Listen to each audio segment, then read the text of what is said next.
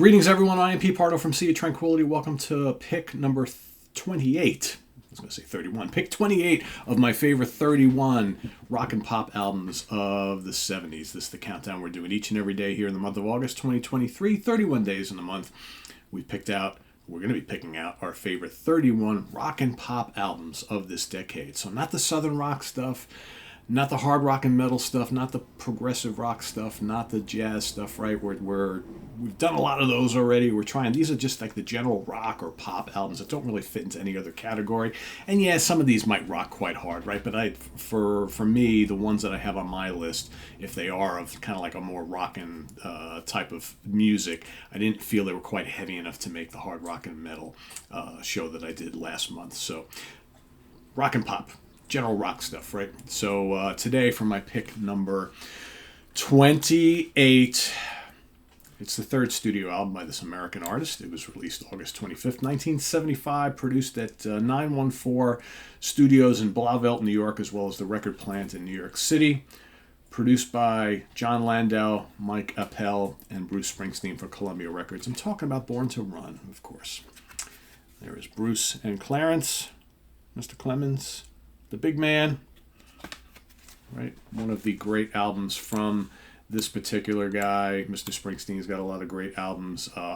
Generally speaking, when I've kind of like ranked his catalog, especially his 70s material, it's usually this one or Darkness on the Edge of Town that usually gets my number one vote. And I've been flip-flopping on those two because I thought long and hard between the two. Because I'm only picking one album by any artist or band for this countdown this month, and I was going back and forth between the two of them. And I think in more recent times, Born to Run has kind of jumped over Darkness on the Edge of Town for me. Darkness was kind of my number one for quite a while. So, but yeah, I've kind of flip-flopped a little bit here. So the lineup for this particular album, of course, Mr. Bruce Springsteen on lead vocals, lead and rhythm guitars, harmonica, Roy Bittan, however you say his name, piano, glockenspiel, harpsichord, organ, backing vocals, Clarence Clemens, saxophone, Gary Talent, bass guitar, Max Weinberg, drums and percussion, Ernest Carter, also a little bit of drums here, Danny Federici on organ, David Sanchez, some keyboards on one track, Stephen Van Zandt, backing vocals on one song. So this is kind of like the formative years of the E Street Band, right? So we would see a more solidified lineup kind of going forward, but here on this album and the previous album, you're starting to see some guys coming and going from the band, right? Randy Brecker appears on trumpet on a couple tracks. Michael Brecker, his brother, saxophone.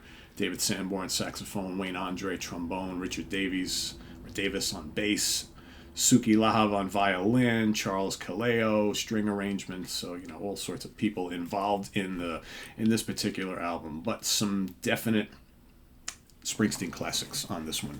Of course, got Thunder Road, which kicks things off. Terrific track.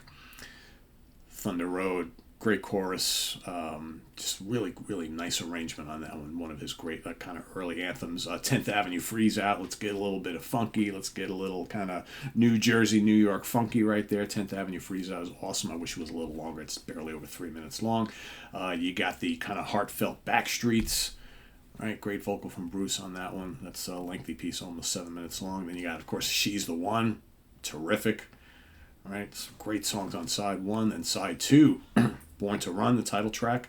The big, bright production sounds, right? It's just this big, shiny, sparkly, just awesome song. Great radio song. Then you got Night, another 3 minute long. There's a couple 3 minute long tracks here on this album, as well as Meeting Across the River, right? Both of those are fairly short, good little songs. And then the big epic Jungle Land, which is just absolutely terrific. And they saved that one for last, right? It's just like, I think it's kind of perfectly placed. It takes the album out in just epic fashion. Lots of great instrumentation on there. I love the use of like the horns and the rhythms and the keys and, Bruce's jangly guitars and things, and quite frankly, all the vocal arrangements are terrific as well. Jungle Land is so good, and there you have it. Just under 40 minutes of classic stuff from Springsteen and the E Street Band. A classic album, without a doubt. Let's take a look at some charting positions, shall we? Australia number 7. Canada, number 31. Ireland. Oh, we don't see Ireland come up too often on these. Number 20. Dutch album charts, number 7. New Zealand, number 28. Norway, number 26. Sweden, number 7. The UK album charts, number 36. US Billboard charts, this made it to number 3. And then with the reissue in 2005, is that this one here? No, this is 2014. But yeah, they reissued it in 2005. You know how many times I bought this album.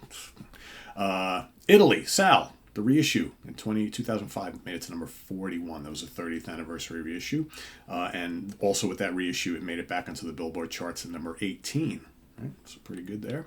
Certifications, here we go. We're off to the races. Wow.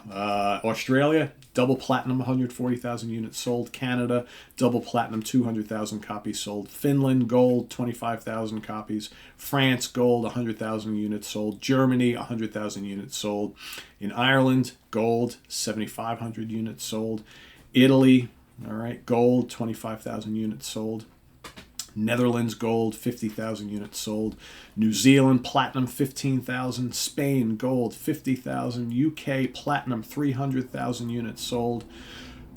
And also, the 30th anniversary edition in the UK also went platinum, 50,000 units sold. Weird how that's the video. Okay, 30th anniversary video edition. Not quite sure what that's all about. And the United States, as of the last certification, 7 times platinum, 7 million copies sold. So pretty strong stuff there, right, from Mr. Springsteen and the E Street Band. And yeah, good stuff. Good stuff. A classic album. Like I said, he's got a few. The singles from the album were Born to Run and 10th Avenue Freeze Out, released in 75 and 76.